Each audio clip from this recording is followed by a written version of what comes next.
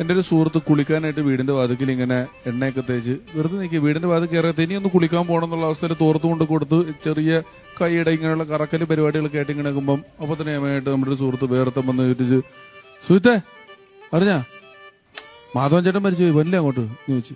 മാധവൻ ചേട്ടൻ മരിച്ചാ? ആ വാ എന്ന് പറഞ്ഞു. അപ്പൊ സുജിത്ത് ആലോചിച്ചപ്പം മരിച്ച വീട്ടിൽ പോയിട്ട് വന്നാലും എന്തായാലും ഒന്ന് കുളിക്കണം, അതുകൊണ്ടൊന്ന് മാധവൻ ചേട്ടൻ വീട്ടിലേക്ക് പോയേക്കാം അങ്ങനെ തീരുമാനമായി.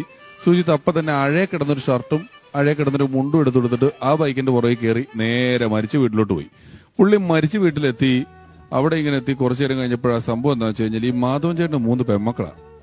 പെമ്മക്കളായതുകൊണ്ട് ഒരിക്കലും കർമ്മം ചെയ്യാൻ പറ്റത്തില്ല. ഈ പെമ്മക്കൾക്ക് ഇതിന്റെ കർമ്മം ചെയ്യാൻ പറ്റുമല്ലോ, പരിപാടികൾ എന്തൊക്കെയാന്നുള്ളത്. അപ്പൊ എന്നെ കരയോക്കാരൊക്കെ അവിടെ ഇങ്ങനെ ഇരുന്നിട്ട് ഇപ്പൊ മാധവൻ ചേട്ടന്റെ കർമ്മം ചെയ്യേണ്ടത് അതിപ്പോ ആര് ചെയ്യുന്നുള്ളതാന്നൊക്കെ പറഞ്ഞ് ഇവരിങ്ങനെ ചർച്ച ചെയ്ത് അതിനിടയിൽ ആരാണ്ട് പറഞ്ഞ് മാധവൻ ചേട്ടന്റെ വല്യച്ഛന്റെ മോന്റെ ഭാര്യയെ കെട്ടിച്ചേക്കണ എന്റെ അളിയത്തിന്റെ മോന്റെ നിക്കണാണല്ലോ സുഹിത്ത് ചെയ്യട്ടെ, സുഹിത്തിന് ഇത് ചെയ്യാവുന്ന കേസല്ലേ ഉള്ളൂ എന്നും പറഞ്ഞ് പെട്ടെന്ന് തന്നെ എവിടുന്നറിയാൻ പാടില്ല ഈ കർമ്മം ചെയ്യാനുള്ള അവകാശം സുജിത്തിന്റെ തലയിലോട്ട് നേരെ വന്നു കയറി. സുജിത്താണെങ്കിൽ കുളിക്കാൻ നിന്ന മനുഷ്യനാണ്, വീടിന്റെ മുറ്റത്ത് വെറുതെ നിന്ന മനുഷ്യനാണ്. ദാറ്റ് ഈസ് ദ പ്രതിഭാസം. പുള്ളി ജെട്ടിയിട്ടിട്ടില്ലായിരുന്നു.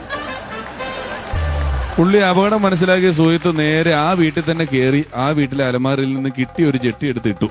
ഒരു ജെട്ടി എടുത്തിട്ട് നേരെ സുഹിത്തിനെ കിണറ്റുകരെ കൊണ്ടു നിർത്തിയിട്ട് സുഹിത്തിനൊരു തോർത്ത് ഉടുക്കാൻ കൊടുത്ത തോർത്തിന്റെ മോൾവശം തമ്മിൽ കെട്ടി താഴ്വശം ഇങ്ങനെ അകന്നിരിക്കും. താഴ്വശമായിട്ട് കെട്ടാൻ പറ്റുന്നില്ല. അത്രയും ചെറിയൊരു തോർത്ത് ജസ്റ്റ് ഒന്ന് പിടിച്ചു നിൽക്കുന്നുണ്ട്. ബാക്കി എഴുതിയ പോലെ ഫ്രണ്ടിൽ ഇങ്ങനെ വലിയ അകലമാണ്. നേരെ സുഹിത്തിന്റെ തലവഴി 2 തൊട്ടി വെള്ളം കോരിയും ഒഴിച്ചു. തലവഴി വെള്ളം കോരി ഒഴിച്ചു. നേരെ തോർത്തുമുണ്ടങ്ങ് നനഞ്ഞപ്പം അകത്തിരിക്കുന്ന ജെട്ടി തെളിഞ്ഞു. നല്ല പൂക്കളൊക്കെ ഉള്ള കുഞ്ഞൊരു ജെട്ടി. കാരണം എന്താ വെച്ചാൽ ഈ മരിച്ച മാധവൻ ചേട്ടന് 3 പെമ്മക്കളാണല്ലോ. ഇവൻ ആ വീട്ടിൽ തന്നെ കയറിയിട്ട് ഒരു അലമാരയിൽ നിന്ന് ഷഡ്ഡി എടുത്തപ്പോ ഏതോ ഒരു പെങ്കൊച്ചിന്റെ ഷഡ്ഡിയാണ് പുള്ളി എടുത്തിട്ടേക്കുന്നത്. ആണുങ്ങൾ ഇടുന്ന പോലത്തെ ഷഡ്ഡിയേ അല്ല ഇവനിട്ടേക്കുന്നത്. ഭയങ്കര കളർഫുൾ ആയിട്ടുള്ള. അപ്പൊ തന്നെ ആൾക്കാരുടെ പിടി വിട്ടുപോയി. ഇവൻ എന്താ ചെയ്യേണ്ടതെന്ന് അറിയാച്ചിട്ട് ഇങ്ങനത്തെ ഷഡ്ഡി ഇട്ടുകൊണ്ടാണോ കർമ്മം നടത്താൻ വരുന്നത്? ബോഡിക്ക് ചുറ്റും ആൾക്കാർ ചിരിക്കണോ വേണ്ടെന്ന് ഓർത്തിട്ട് ആകെ കൺഫ്യൂഷൻ ആയിട്ട് നിൽക്കുന്നു. ഇതാണ് ഇങ്ങനെ തെളിയുകയും ചെയ്തു.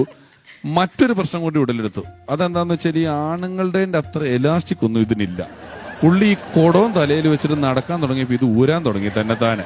ഫസ്റ്റ് റൗണ്ട് എത്തിയപ്പോ ഇത് ഊരി മുട്ടു വരെ എത്തി. പുള്ളി ഇങ്ങനെയായി. സെക്കൻഡ് റൗണ്ട് നടക്കുമ്പോൾ അത് ഊരി ഇവിടം വരെ എത്തി. പുള്ളി ഇങ്ങനെ പോയി. 3ാമത്തെ റൗണ്ട് കടക്കുമ്പോഴത്തേക്ക് നിലത്ത് 8 എഴുതിയ പോലെ ഇത് ഊരി കിടക്കുകയാണ്. പുള്ളി അതും കവച്ചു വെച്ച് 3ാമത്തെ റൗണ്ട് ഇങ്ങനെ നടക്കുമെന്നു. ബോഡിക്ക് ചുറ്റും ചിരി എന്ന് പറഞ്ഞ ആൾക്കാർ എന്ത് ചെയ്യണം എന്നറിയാണ്ട് ചിരിച്ചുകൊണ്ടിരിക്കുമ്പം തിരുമേനി ഈ കുടത്തിലൊരു വെട്ടുകത്തി എടുത്തിട്ട് ഇങ്ങനെ ഒരു കൊത്താനായിട്ട് തിരുമേനി വന്നിട്ട് ചിരിച്ചുകൊണ്ടൊരു കൊത്തിയതാ. കൊത്തവന്റെ തലക്കിട്ടുകൊണ്ട് തലയിലാറ് സ്റ്റിച്ചുമായി. അങ്ങനെ വെറുതെ കുളിക്കാൻ നിന്നവന്റെ മാനവും പോയി, തലയിലൊരു വെട്ടുപാടുമായി. ഇപ്പോഴും അവൻ തല മുട്ടയടിക്കുവാണെങ്കിൽ ഭണ്ണാരത്തിലൊക്കെ പൈസ ഇടാൻ ഉണ്ടാക്കി വെച്ച പോലത്തെ ഒരു വെട്ടുപാട് അവന്റെ തലയുടെ പുറകിൽ നമുക്ക് കാണാം. ഞാൻ ആലോചിക്കുന്നത് മറ്റൊരു കാര്യമാണ്. എന്താണ്? നമുക്കൊരു ലൈക്ക് കൊടുത്തിട്ട് ഫോളോ ബട്ടൺ